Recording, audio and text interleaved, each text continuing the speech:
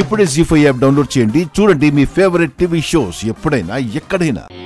వెళ్ళు విశాల్, అలా వెళ్ళి ఆ రాతిని పట్టుకొని నిజం చెప్పు. గాయత్రక పునర్జన్మ విషయంలో నువ్వు అబద్ధం చెప్పలేదని. వెళ్ళండి బాబు గారు. ఇక వేరే దారి లేదు విశాల్ బాబు, రాక తప్పదు.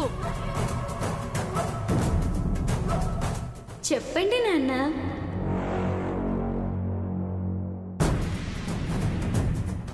మా అమ్మ గాయత్రీదేవి పునర్జన్మలో నా కూతురుగా పుట్టింది.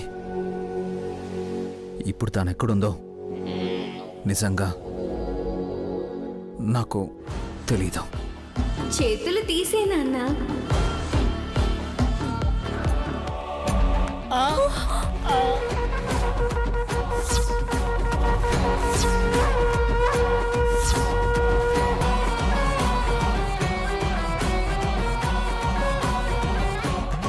జీ5 యాప్ డౌన్లోడ్ చేసి అన్ని ఎపిసోడ్స్ పూర్తి ఉచితంగా చూడండి.